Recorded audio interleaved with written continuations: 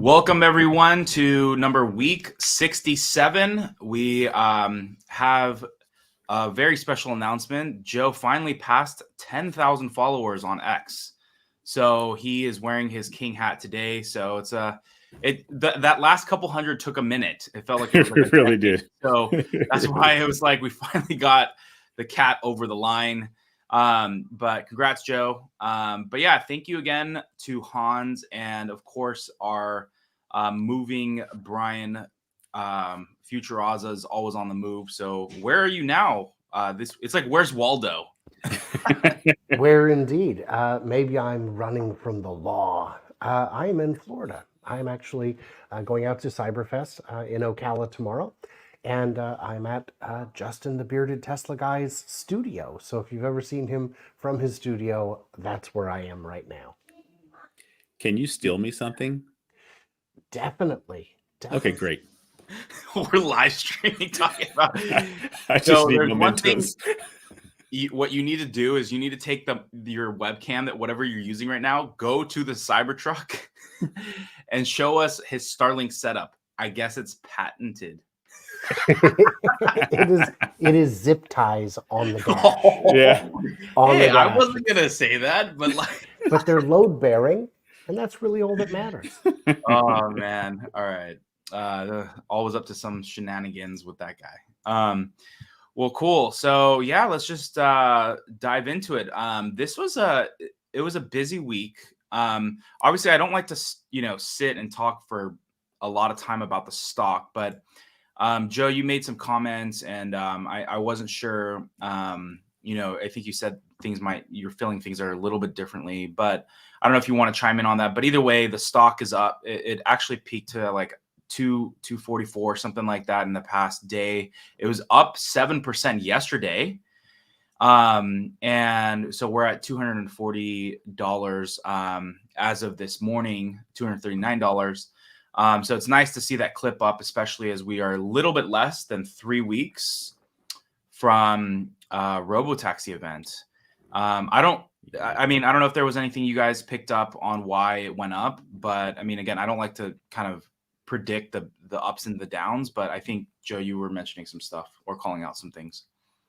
Yeah, there's just a lot happening. I mean, Tesla is, for me, it looks like when you see everything that's happening, like if you're just taking like a freaking broad view of everything, you can look at like all these companies that are either falling back, declaring that they can't sell vehicles, declaring that they're going to wait until 2028 or whatever. And then you look at Tesla and they are like outselling everybody. Like, you know what I mean? Like they're making moves in China, they're making moves in America, North America here with the Cybertruck. And all of this is happening like while they haven't even ramped up the Cybertruck. There was a post yesterday, some guy was like, well, I'm just waiting for, the cheaper version. And I'm like, dude, everybody's waiting for a cheaper version. You imagine these sales right now while they're outselling all other electric vehicles, almost all other electric trucks. Once that they get into full swing, it's just crazy. And I think like if you're Wall Street, you're looking at everything and Tesla's just still moving forward while people are like falling back, further back and further back. And I mean, that could have something to do with it. I mean, just a crazy amount of news this week. And I mean, like, say what you want about Elon, but holy cow, on SpaceX, on freaking Starlink, on Neuralink, like, I mean, he's just like crushing it on everything right now. Like he's in his season, man. It's freaking nuts. I would add to that. There's absolutely truth to what you're saying, that the rising tide of Elon companies does lift all ships. When we saw the astronauts roll out to the pad to climb into Crew Dragon for the first time, they were in Tesla Model X's. It was a very exciting day. It was the US's return to manned spaceflight, and there was so much hype and people wanted a taste of it. But SpaceX is not available for public trading. Tesla went up the next day. Well, great. So why did the stock go up yesterday? It just did. Just things happen. Who knows? And I won't do a little victory dance when it goes up for a day. And I also won't let people do the fudsters, the Q, do their victory dance when it goes down for a day. I'm not in it for a day. I'm in it for the long haul. And I can't understand daily price fluctuations. I know there's a lot of channels that try to do stock astrology, and half the time they're correct.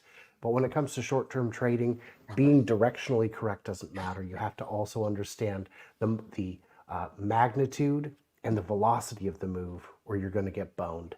And I gotta just go long.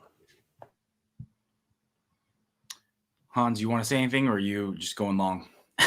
Yeah, I mean, patience, I think, is a virtue with Tesla. Right now, I think it's easy for people to say, hey, the macro is turning. We've got our 50 basis points cut from the Fed, and now we're in, a cycle of reducing the interest rates. And so that provides a bunch of excitement about, where the market is going to head. But then on the flip side, we also have seen a number of times where reducing the interest rate actually precedes a contraction in the economy as well. And so, it's really hard to say what is going to happen in the near term with respect to the stock price. The one thing that I just have to continue to look at is, my time horizon is still 5 to 10 years out. It was 5 to 10 years when I initially invested in, 2018, 2019. And I think that the expectations that I have for the next 5 to 10 years of Tesla are greater now than they were when I initially invested. But it's going to take execution. We might still be in a cycle of FSD taking longer than we would hope for it to really roll out wide and monetize highly. I'm really excited about 1010, but what we see doesn't necessarily mean that that's going to flow through to the bottom line very quickly. Maybe it will. I certainly hope so. But, I think that people who are trying to make investment decisions should definitely consider the risk and the possibility that, what if it's not in the next 6 months? What if it's 18 months from now, or 24 months from now, or, 4 years from now? Like, those are things that there is, the chance of that happening is not 0%. Maybe you don't think it's very high, but it is something that is potentially feasible.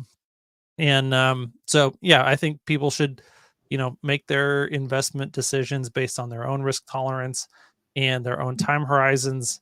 And they should understand that, there were a lot of people who knew Tesla was going to be a rocket ship eventually for a long time. And it took a long time. Like, it's really hard to get the timing right of when is it actually going to take off in the eyes of the broader market. Yeah, I mean, I believe it IPO'd 2010, and the big rocket was like 2020, something like that, or sorry, 2019. Yeah, there were a So couple. There was one in 2013, and that was very large. I think that was, roughly a 10x, and then again in the 2019, 2020. if your time horizon works out, I think you just got to evaluate that, because if you're going to need cash in a year, it's probably not not best to just throw in something that you're willing to lose some money on if you're going to need the cash in a year. But if you can stick money away for a while, then you're good. I would agree with all that. There's people you'll see all the time saying, "Oh, well, I'm going to buy a house in 6 months, so I'm going to do some Let me stick with Tesla. YOLO plays in Intel." That was a bad idea, it turns out. Well, Intel's very safe. Is it? Historically, perhaps. Not so much today, but who knows, man. When I look at the company, I invested because it was a car company.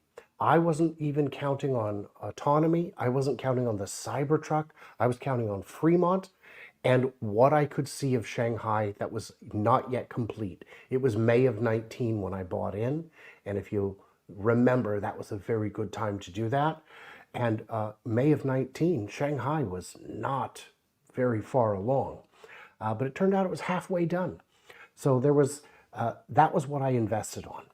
Why haven't I sold? Why am I still in it? Because autonomy, because dojo, because stationary storage, because all of these things, robotaxi could be bigger than all of it combined.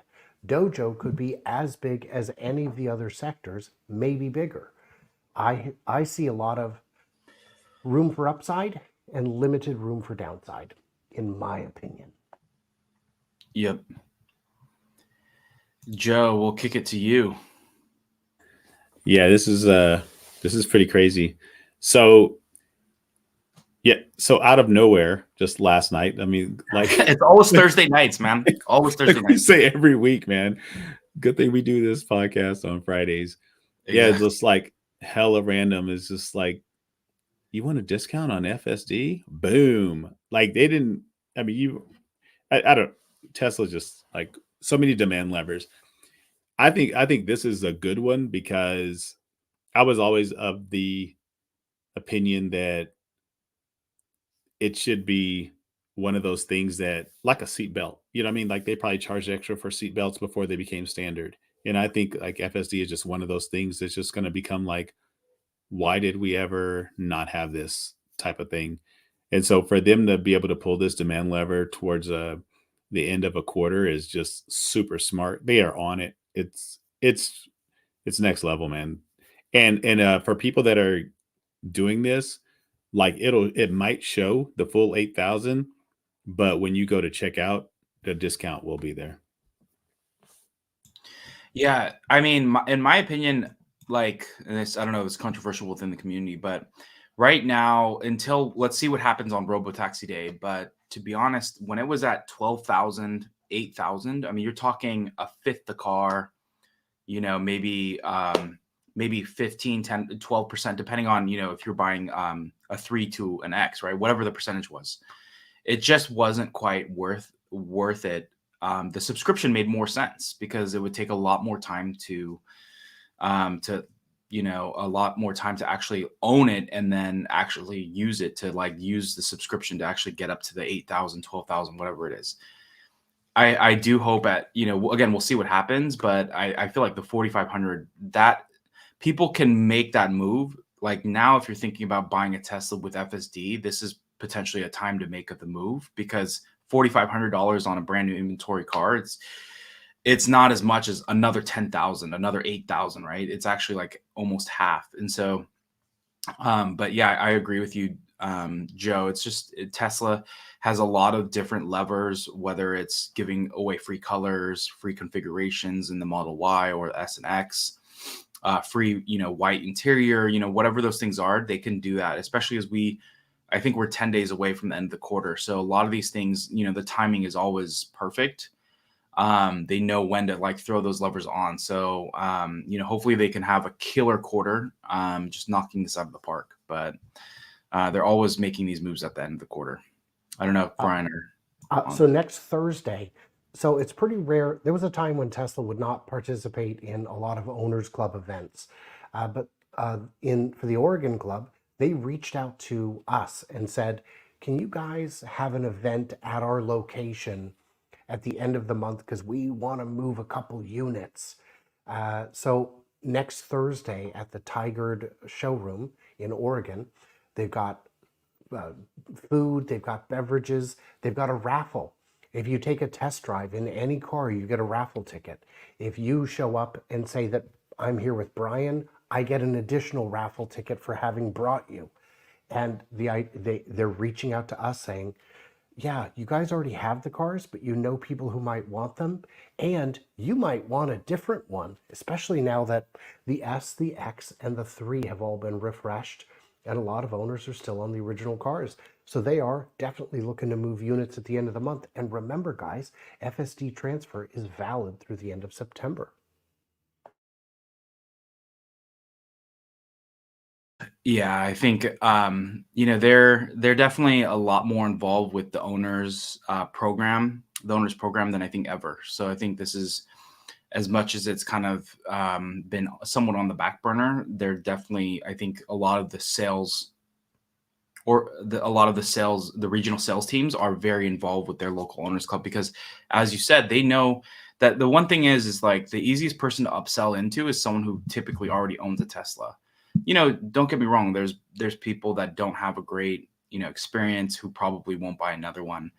But even if they had a bad experience, there's still that opportunity for you to reach out to them and to re-engage with them to get them into the latest models. Because again, when you're talking when I look at my 2018 Model X versus the one I have today, the 2024, or the 2018 Model 3 versus a 2024 Highland Model 3, you're talking night and day as far as the production, the quality, how it works, how it looks, the look and the feel, everything, right? How the door shuts. It's solid now. Sometimes it takes a couple iterations, but the Highland Model 3, all of the vehicles that they're making now, I'm really excited at some point for the new Model Y, but if it's anything like the 3, best selling car for the next couple of years again. It already is, but yeah. All right, let's jump into this. So we all know that the Cybertruck is very ugly, and yet it is the best selling EV truck.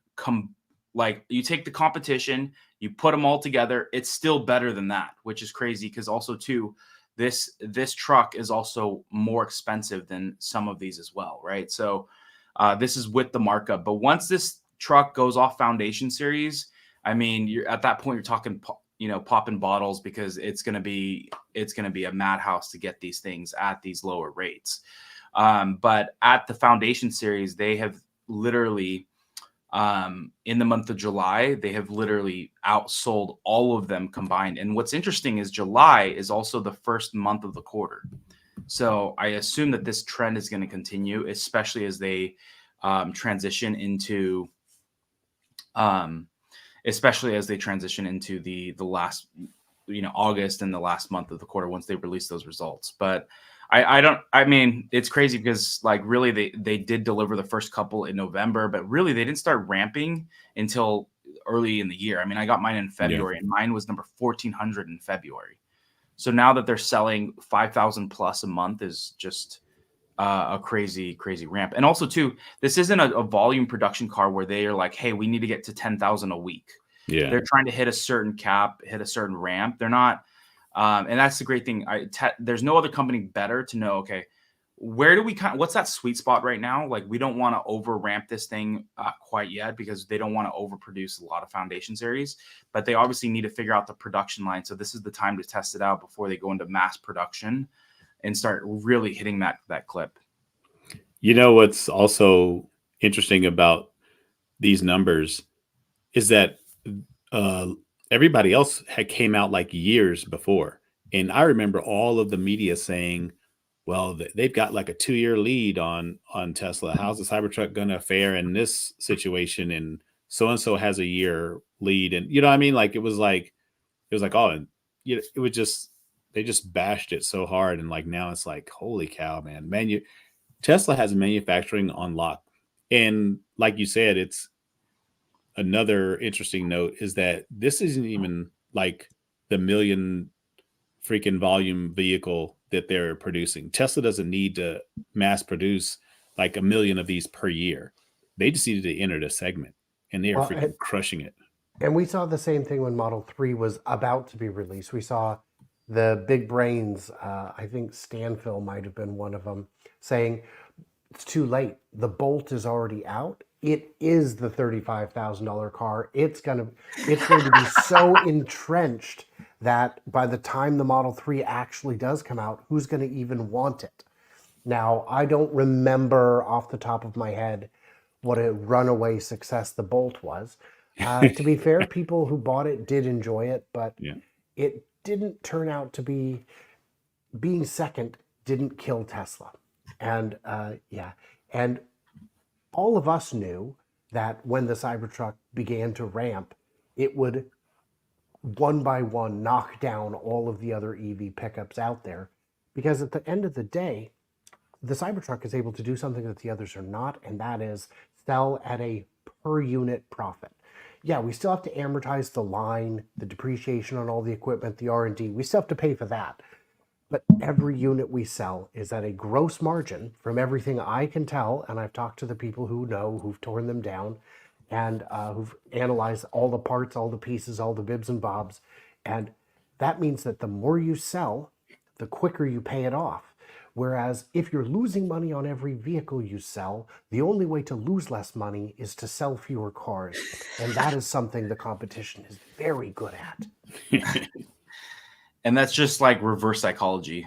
You know what I mean? Like if you're ramping a truck, you're ramping a car in a new space, the last thing you're going to want to do is slow it down, right? I mean, Lucid's not trying to stop selling cars. They want to sell more. You know, it's they're going through the hard knocks of what Tesla had to pave the way for. I think some of these companies are coming 10 years too late, which we're seeing probably with more of the Lucid. Even though Lucid, the car, I personally haven't driven. I've been inside of one.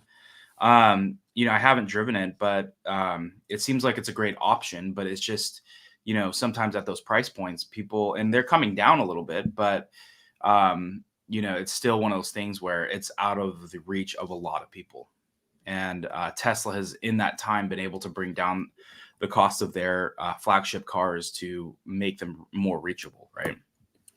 Yeah, I don't know if it's really price. I'll let Hans step in here for a second, but I don't think it's really price when it comes to some of these things. I think it really just is about the product and just like that word of mouth. I think really when you look at on whole, because Lucid has more range. Even Sandy Monroe is on record as saying like the motor is way more efficient, like, and it's smaller. Like they just have, by all accounts, you would think that they would be crushing it. You know what I mean? Like about the same price as a Model S, and still like they just can't move the units. Like I don't even think they're able to even make as much as they need to be making right now. But yeah, I don't know if it's really price, because like even like Brian said, when the Bolt was out and it was cheaper than the Model 3, it didn't even make a difference. Like the Model 3 still made units, and like we're seeing now with the Cybertruck. I mean, it's not the cheapest truck by any means, and they're still like crushing it. So I think it just really, like I somebody asked me once what makes Tesla and why it has such a following that it has, and I would love to answer that, how it's been able to like ride that wave of popularity and being whatever it is, but they are like a behemoth, man. They are like a juggernaut, in and I think like that momentum that they have, and all these other companies that just keep stepping to the back and letting Tesla take another year ahead is just, I mean, just going to bite them in the end. You know what I mean? Like there's nothing wrong with second and third place, but holy cow, man, your second place is like way back there. I think Ford would be considered second places, and I think Rivian's considered second place when it comes to the truck. And you're talking like 2,000 units, like, you know what I mean? Or like 1,500 or something like that versus the 5,000. Like, I mean, it's crazy. Like it's crazy the lead they have. Han, do you want to say something?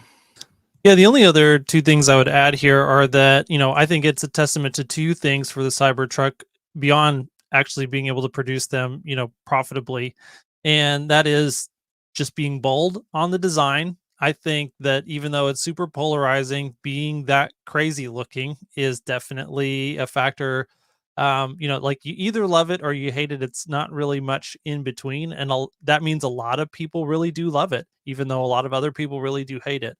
And so that helps with your demand. But then the other thing that I think is a really big deal is, even though, you know, the Ford F-150 Lightning and the Rivians are talking about getting onto the Tesla charging network, I think that range anxiety, especially for pickup trucks that are not a Tesla, is like, I don't think the consumer understanding of the fact that those other trucks are going to be able to access the Tesla network is that high. And so I think range anxiety becomes a bigger issue for most people.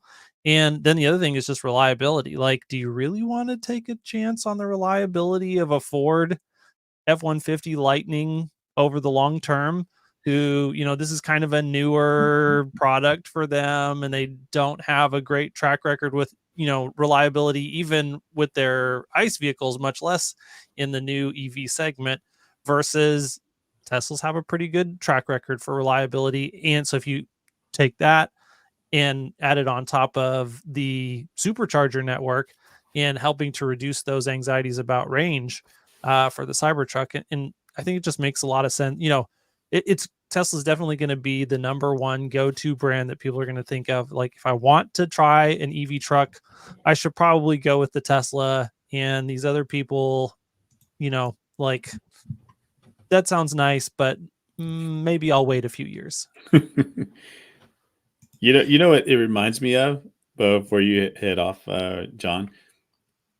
Like, I remember when Fisker was coming out and coming back out, and the Ocean was like $60,000, and people were buying them, and it was just like, oh man, this is the next Tesla. Everything's the next Tesla until it's not, right?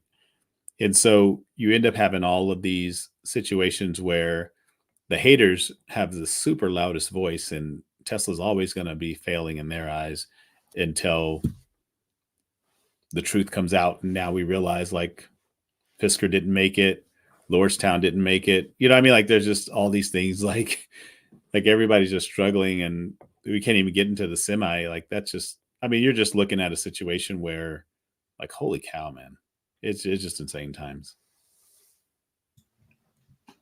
Yeah, I think the Cybertruck. I think Hans, I think you were mentioning the how some of these car companies are making EVs for the first time, and that's like I got a thought when Porsche put out the Taycan, the very first one, and of course it was insanely expensive, but the thought came into my mind. It was like, that's the one thing you would not want to do, is buy the first couple of editions for a legacy auto company making it, right? It's different with Tesla because they didn't have the big ball and chain that they had to drag into the room as they were making the new EV. Whereas, like, again, you with Porsche, like, you're going to deal with range issues. They didn't have the charging. They still don't have the charging network right now.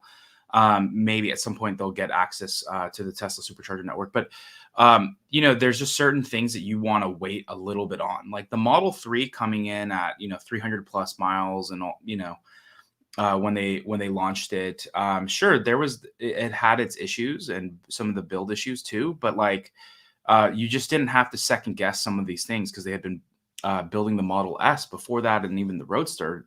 The biggest issue is like like even the Ford Lightning, some of these it's just you have so many issues coming into actually starting building a new EV that it's like you want to wait, at least in my opinion. Like, the first couple of Lightnings have come out, I'm like, if I was actually interested, I would wait till the next one, because that the build they're going to have figured out a lot of things. And this is saying a lot with Ford having actually being like probably the most forward looking.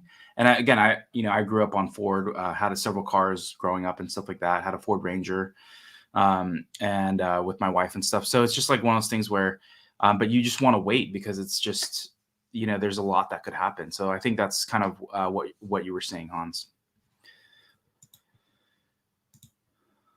All right.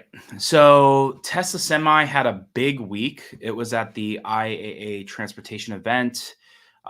The head of all of the Tesla Semi program, Dan, was there, and he was speaking. I know a couple of us had watched it. I personally didn't, so you guys can chime in a sec on what you heard. I think it was about a 15-minute interview, but there was a couple of big call outs that we heard. So a couple of things from Sawyer. Tesla says that they have an all-electric Tesla Semi fleet that has been operating for the past for less than 18 months and has already driven over 250,000 miles in that time frame. And those miles have all been done in North America gross vehicle weight limits, at the North American gross vehicle weight limits, which is crazy, right? So they're towing a ton of batteries, I know, from pretty much from Nevada all the way to Fremont. And they're just going. And then PepsiCo said that the drivers who operate the company's Tesla Semi trucks have reported that they don't want to go back to driving a diesel truck. Semi is at parity with diesel, and the Semi could sell at cost parity, which is just, when I saw that, I mean, that's kind of like what we all think when we get into a Tesla. I mean, sure, there's certain things maybe we miss about, some people I think that drive Teslas, they miss that sound, kind of that vibration but it's like at the end of the day, it's like the Tesla ends up being such a better car. And so it was cool to see Pepsi, because they're not biased in this. They obviously spent a lot of money on the fleet, but they wouldn't keep buying more if they didn't like it. And the fact that their drivers, I mean, all the drivers we've ever met, we've met several. I know, Joe, like we've met them, we've talked to them at some of our events. They all love it. They think it's a great truck comparatively. And so, but yeah, what did you guys think, or what did you guys hear from this? This was a decent update. Also hearing from real world people like PepsiCo, who's doing tons of miles, and then also Dan, who's running the program. Yeah. So, well, first Priestley did a presentation before the interview segment, and the presentation was like incredible, man. Like he talked about how they plan on selling these at everything is like in comparison to diesel, like, and that's why he was saying like at cost parity, like the equivalent to like the miles and everything that they can run.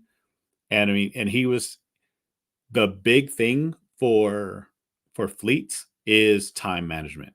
And so most of his presentation was about like how you can just drive this vehicle, do whatever you need to do, and the only time you're needing to charge it is the downtime that you would have had anyways. So these people are able to do their runs, they're able to make their stops and everything. And whenever they are actually resting is the time when they would charge it anyways.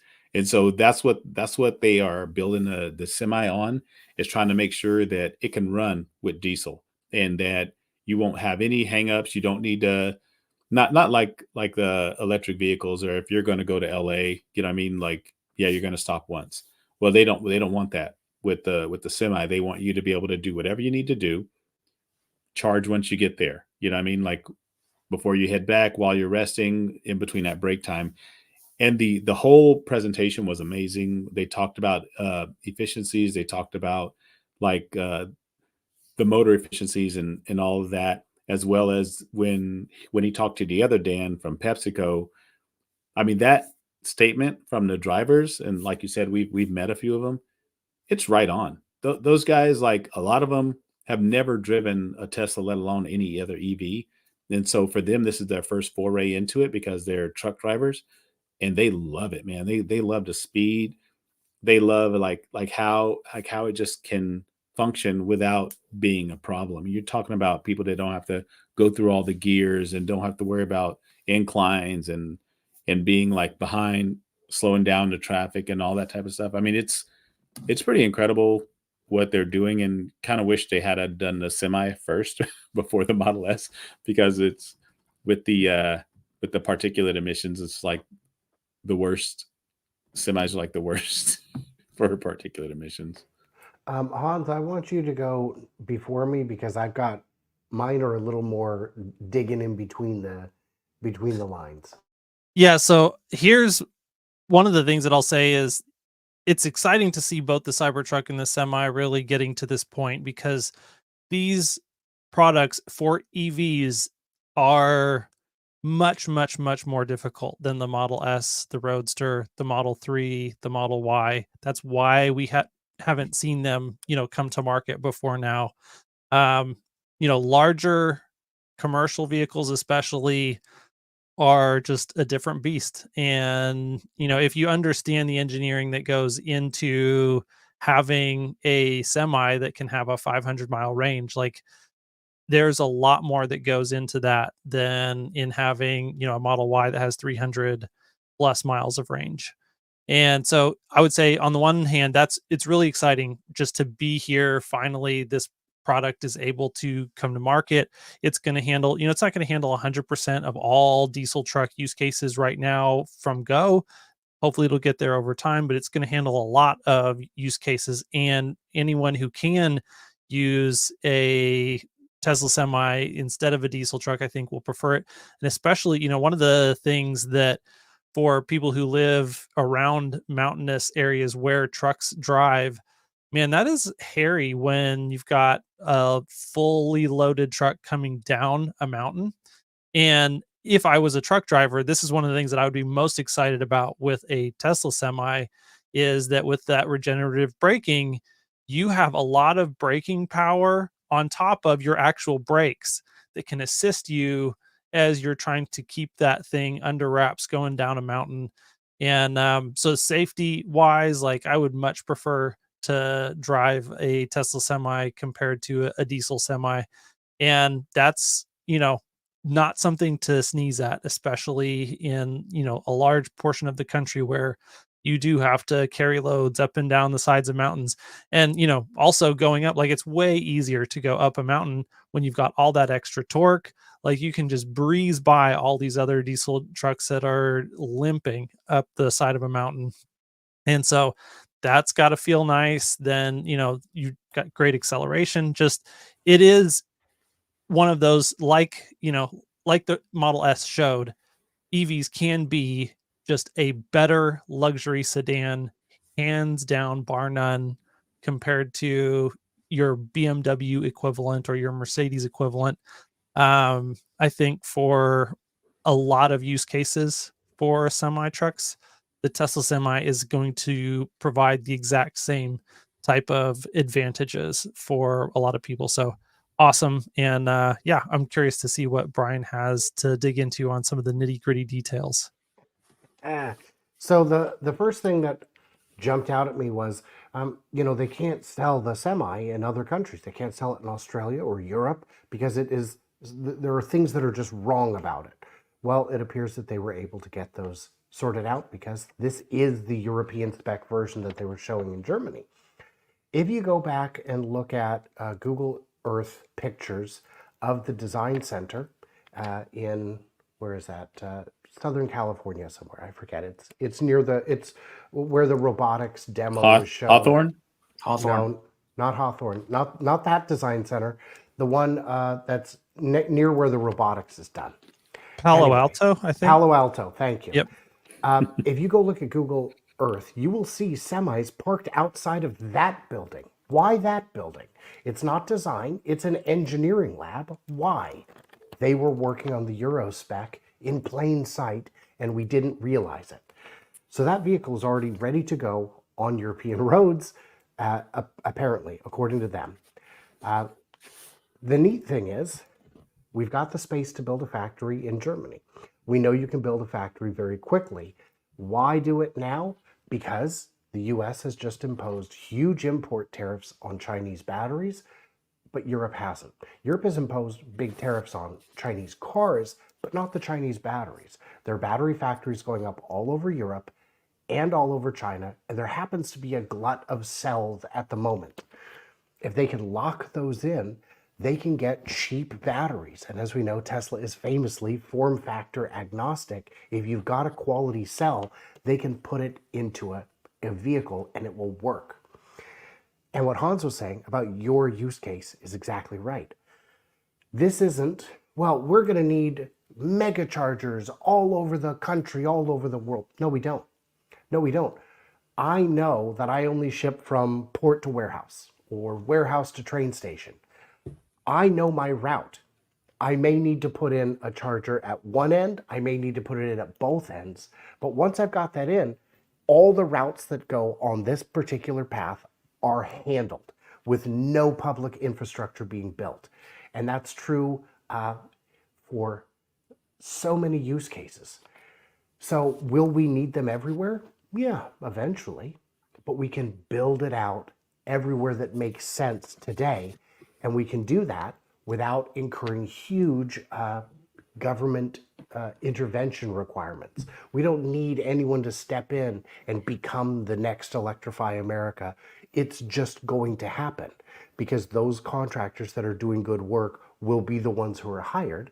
And I'm guessing that's going to be mostly Tesla. The biggest slow to the roll is availability of transformers. Because when you want to put in a bank of megawatt of mega chargers, you may need to replace not only your transformer, but all the transformers and lines all the way back to the substation. Because if you're going to be pulling that much juice all day and night, or even at one part of the day or night, I think that's going to be the bigger slowdown. But there's a lot of reasons why I could see these huge numbers that they're anticipating, as much as 50,000 within a year or two, being very realistic. Yeah, some of the stuff you're saying, man, gave me chills because even I think it was at the end of, let me find this. Joe and I were actually talking about it this morning. That's why you pay me the big bucks. Because Yeah, I read between the lines, color outside the lines. I do what I do, man.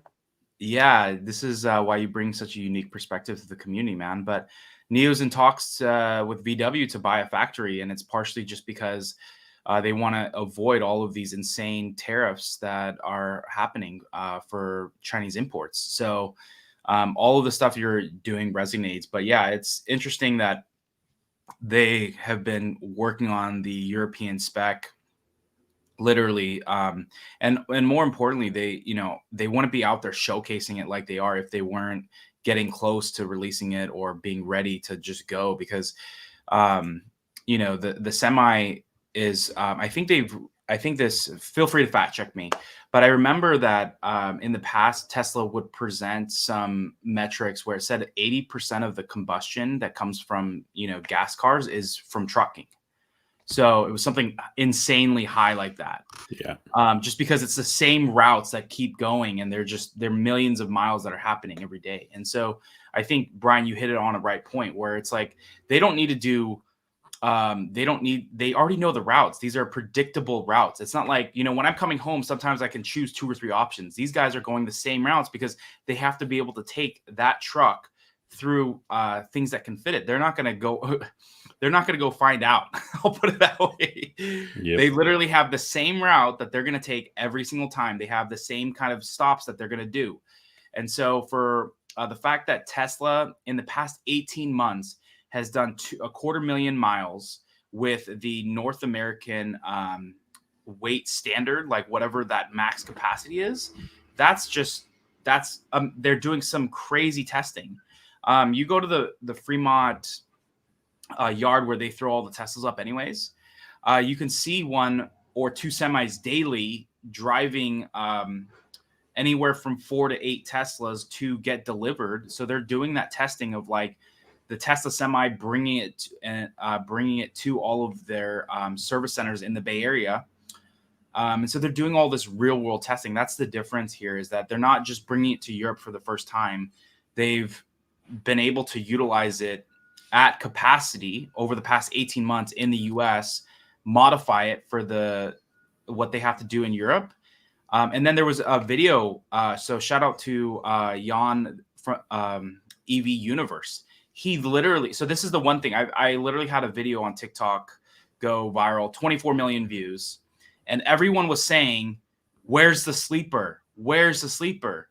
And that is one thing I have not seen yet, right? And what did he do? Shout out to Jan. He literally got in the back somehow, took a whole video. There's like all of this space that now they can literally, you have the inside of the cabin, and then maybe you open a door and then boom, there's the sleeper. So, that's the one thing, is that this is not going to just be for short trips. It'll have the ability to do long trips as well. So I thought that all of the semi updates this week, I think all 3 of you just dropped some amazing knowledge. But the semi, I did want to say a couple points of clarification. There are independent routes. There are truckers who will show up at a hub and see a list of assignments and get to pick where they wish to drive today and at what rate. But that is not the majority of trucking. That is the minority of trucking. And we will get to the point where all of those routes work. It's not today. And the road weight limit is 82,000 pounds, but that's combined tractor, trailer, and cargo. And we still don't know the curb weight on the tractor. That's the big question. Yeah, but I think, either way, there is, even if it is an independent, there's selected routes that have already been pre-run. They're not just, I'm going to turn down this random street and see if I can get this semi around it, All right, let me back up here because I moved forward. So bear with me for a second. Let's back up. Okay, so, all right. Sorry, had to do this live. Oh yeah. So here we are. So this was interesting too. So, I think we were talking about efficiencies and the stuff that the Tesla Semi and even the Cybertruck are doing. But now there's reports that literally the EV battery is going to outlast the actual car itself, which is pretty crazy. I mean, that's how well that they're building these EV batteries now.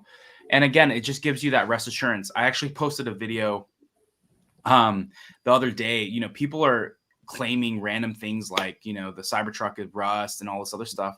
And it's like all cars will rust potentially, right? But it's like stainless steel that's on the Cybertruck. That's not necessarily a known thing. I mean, there's buildings that are made of stainless steel, but either way, I showed a 15-year-old Hyundai or something, and the whole top was essentially rusted out. And like, it just triggered people. Oh, well, you're showing a 15-year-old car. I'm like, you guys are complaining about the Cybertruck rusting when other cars can rust. This is kind of something that's happening in the industry. But all that to say is just that, people say, oh, EVs are going to catch on fire. The batteries aren't going to last and you're going to have to pay $20,000. But, as time goes, these, people are just making more robust batteries.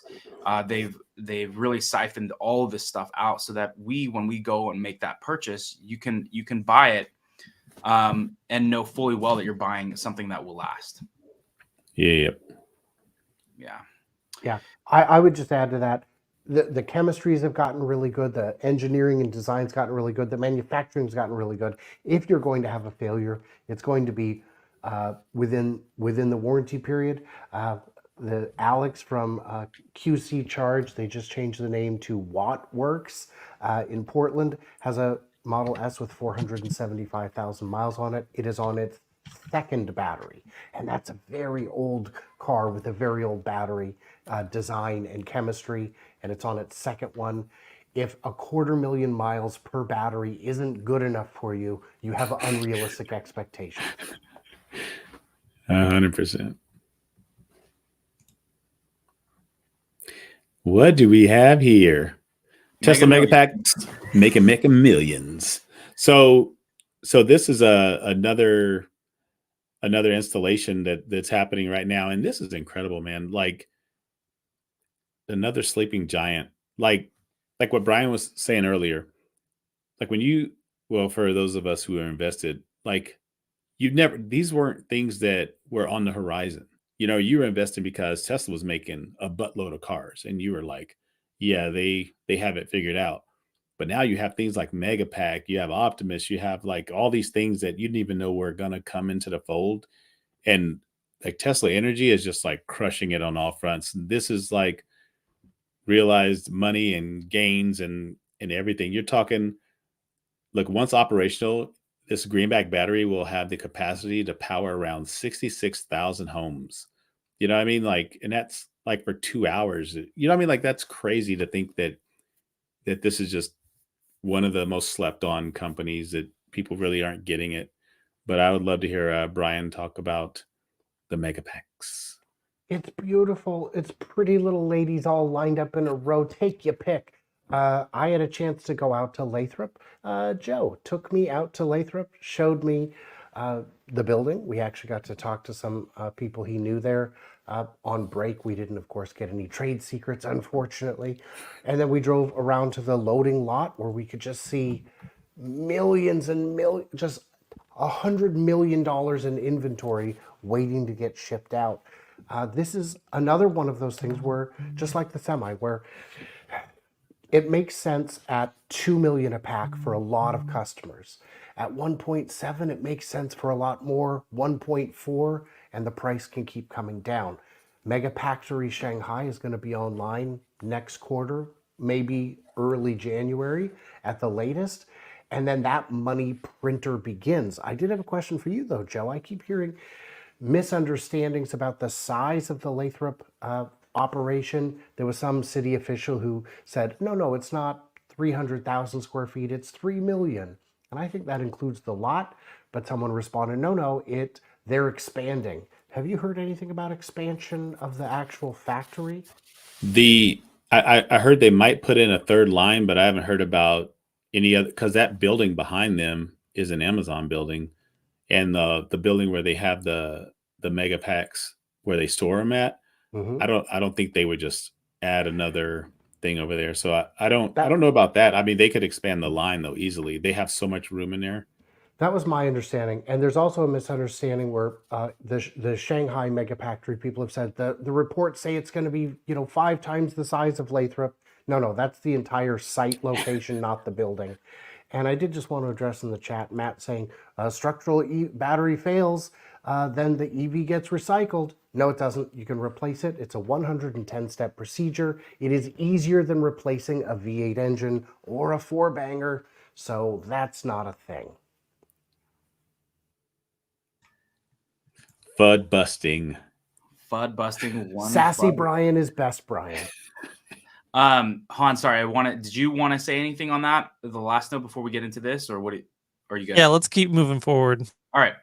So superchargers, GM's getting full access, but it comes with a stipulation. So not only do you have to buy your car, but then you have to go spend $225 more or 300 CAD to go and buy it as well. I think if you get it with a Ford and a Rivian, you get the adapter with it. So it's a little bit weird that they would charge for that, especially given, this is a huge offering for their customers, right? So it's just a different, I think, mentality, but legacy OEMs are going to do what legacy does. It's charged for every little dollar that they can make.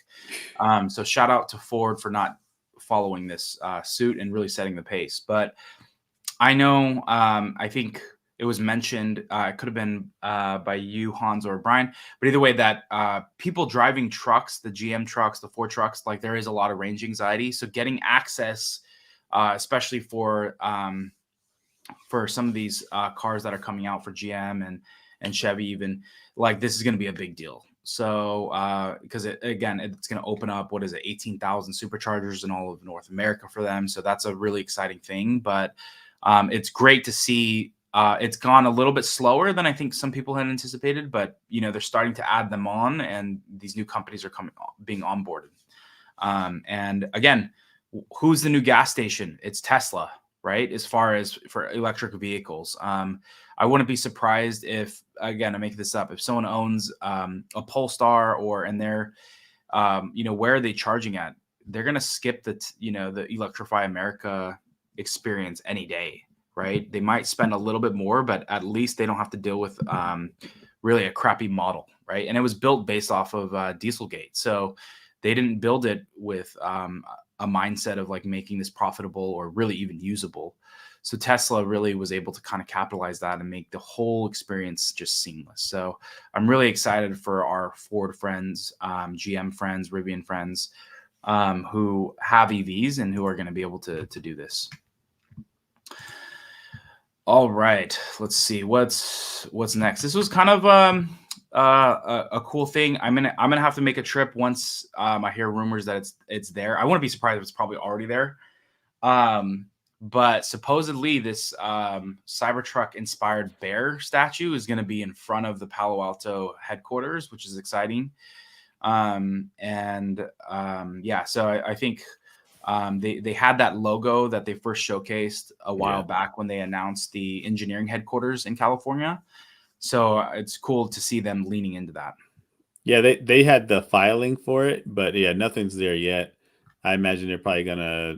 I mean, they just made the filing for the work, so I imagine construction is probably going to start pretty soon. I would imagine probably next quarter or something like that, so they can have it.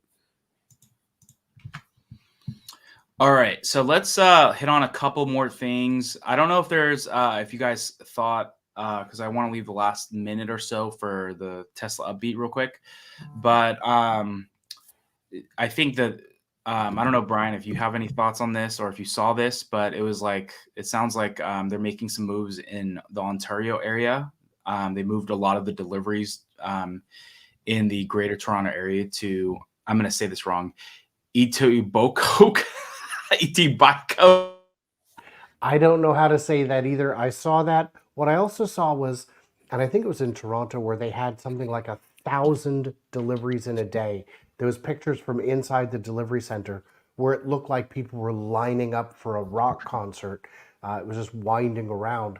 that's an end of quarter push. That's something we definitely need to see. And I did just want to address Matt one last time. Sandy disagrees with me, and Gruber Motors. I've interviewed both of those people in person in like June and July. Stop. You're coming into my house? No.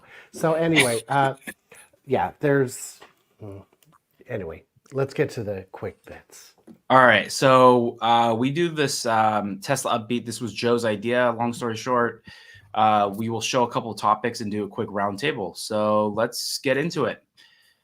Blindside device coming soonish. The blindside device from Neuralink will enable even those who lost both eyes and their optic nerve to see. So dipping into some of the Elon's companies. Hans, you want to go first?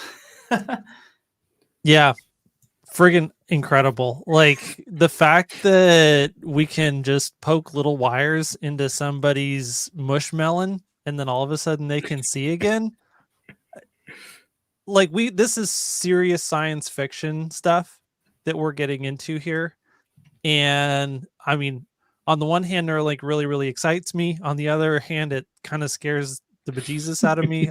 I don't know which emotion should be stronger, but obviously if you're a blind person, there's like nothing but positive upside here for this technology.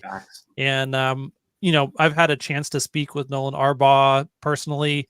That was incredible. It's super cool to see just the cutting edge research that Neuralink is doing on understanding the brain, understanding how it works, and then being able to restore all sorts of functionalities to people who have either handicaps or injuries that degrade their quality of life. So super exciting.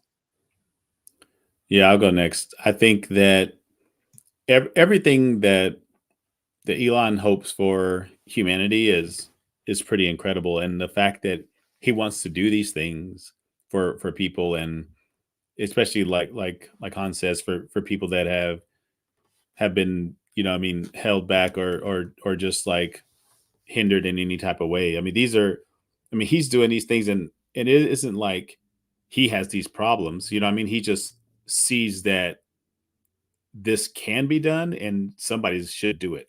And the fact that he's the person to do it is not a bad thing in my book. I think also to set expectations, he was saying like how the visual quality won't be great, but heck, man, if you can see colors and shapes and you've never been able to see before, you're not really going to care like if it's like at 1080p or not, or 480p. You're going to be happy that you have some semblance of sight. And I think like that's just, man, yeah, this is a crazy. Take a quick second here. Like, we are living in a crazy time. Like, I imagine this time, like how when the revolution was happening for modern cars and trains and everything like that. Like, we're living in a wild time. Rockets are landing.